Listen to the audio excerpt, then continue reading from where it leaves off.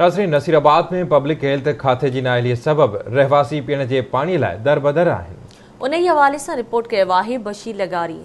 Public health खाते जे कामरनि जी नाली लापरवाही सबब नसीराबाद गुज़िरियल 2 हफ़्तनि खां वाटर सप्लाई जे पाणीअ जे ढुक लाइ तरसी रहिया आहिनि। वाटर सप्लाई जो पाणी न पहुचण करे शहरी मजबूरन नसीराबाद शहर खां 3 किलोमीटर जे मुफ़ासिले ते गॾ गाॾियुनि ते पाणी भरण ते मजबूर थी विया आहिनि। पब्लिक हेल्थ खाते जे कामरनि जी नाली ऐं पाणीअ जी खोट बाबति शहरी आवाज़ टीवीअ सां ॻाल्हाईंदे चवनि था त भरेदा जो हिते पाणी जो ॾुकर आहे। शहर पाणी ॼण नथा, साहूकार पाणी बंदि लॻो पियो आहे। पाणी तो असां पाण भरेदा आहियूं, गाॾा भॼीदा पवनि, कंहिं शइ जो सुख कान्हे, न नलको हणाए थी ॾे, न कुझु बि का शइ टोना नथा कराए ॾियनि। वॾी खोट आहे, पाणी नथो वाटर सप्लाई बि पहुचे पीअण लाइ, तो असां भरे भरे मरी आहियूं सॼो ॾींहुं उस ते, न रस्ता ने ते न को सहूलियत आहे का। नसीराबाद में पाणीअ जी महिरबानी करे ते पाणी ॾिनो वञे असांजे नसीराबाद। जीअं बदतरीन पाणी जी खोट आहे, वाटर सप्लाई सिस्टम टेम ते नथो हले, असांखे सख़्तु पाणी जी तकलीफ़ आहे। बराए महिरबानी वाटर सप्लाई सिस्टम खे बहाल करे ऐं पाणी शहरवासियुनि खे मुहैया कयो वञे, जीअं शहरवासी